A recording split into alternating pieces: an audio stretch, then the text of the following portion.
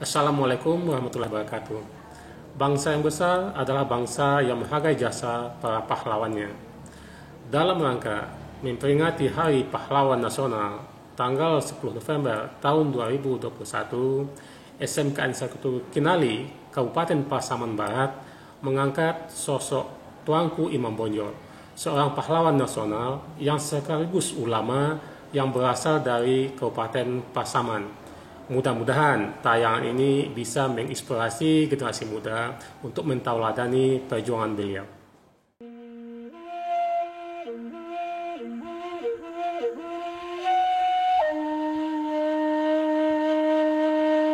Tuanku Imam Bonjol adalah salah seorang tokoh ulama, pemimpin dan pejuang yang berperang melawan penjajah Belanda. Dalam sebuah peperangan yang dikenal dengan nama Perang Padri, yang berlangsung dari tahun 1803 sampai tahun 1837. Bernama asli Muhammad Sahab, Tuanku Imam Bonjol lahir pada tahun 1772. Ayahnya merupakan seorang alim ulama dari Nagari Sungai Rimbang, Kecamatan Suliki, Kabupaten 50 Kota, Sumatera Barat. Imam Bonjol belajar agama di Aceh dan mendapat gelar Malin Basa dari sana. Beranjak dewasa, Imam Bonjol dikenal sebagai seorang ulama. Beberapa gelar sempat disematkan kepada beliau, seperti Peto Syarif, Malin Basa, dan Tuanku Imam. Suatu kali, seorang pemimpin dari Harimau Nan Salapan, Tuanku Nan Renceh dari Kamang Agam, menunjuknya sebagai imam bagi kaum Padri di Bonjol. Sejak saat itu, Muhammad Sahab dikenal dengan nama Tuanku Imam Bonjol. Di Minangkabau, perlawanan kaum Padri di bawah pimpinan Tuanku Imam Bonjol tetap berlangsung sengit, sehingga membuat jengah Belanda, apalagi ketika kaum adat sudah bersatu dengan kaum Padri. Makin amuklah perlawanan rakyat Minangkabau. Penjajah Belanda mengirim pasukan yang sebelumnya telah berhasil mengalahkan Pangeran Diponegoro di tanah Jawa.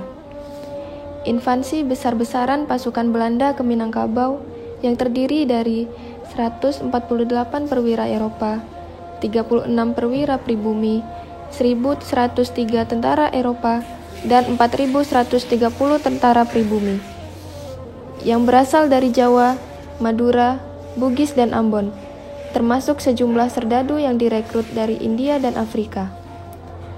Pasukan Padri yang mendapat gempuran besar dari Belanda akhirnya terpecah. Satu persatu nagari di Minangkabau ditaklukkan, dan banyak pemimpinnya yang syahid. Pada tanggal 16 Agustus 1837, Benteng Bonjol dikuasai Belanda untuk menangkap Tuanku Imam Bonjol. Belanda membuat siasat licik dengan mengadakan perundingan di Palupuh Agam. Tapi perundingan tersebut hanyalah strategi Belanda untuk menangkap ulama pejuang ini dan mengasingkannya ke Cianjur, Jawa Barat.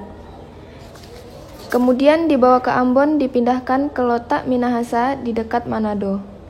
Di sana, Tuanku Imam Bonjol wafat pada 8 November 1864. Menapak tilasi perjuangan Tuanku Imam Bonjol. Salah satunya, kita bisa berkunjung ke daerah Bonjol, Kabupaten Pasaman, Sumatera Barat.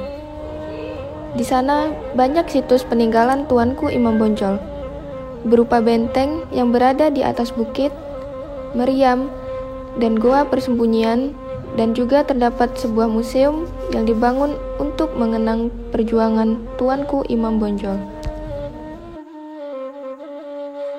Untuk teman-temanku, perjuangan Tuanku Imam Bonjol sudah berakhir, sementara perjuangan kita masih panjang untuk melawan segala bentuk penjajahan.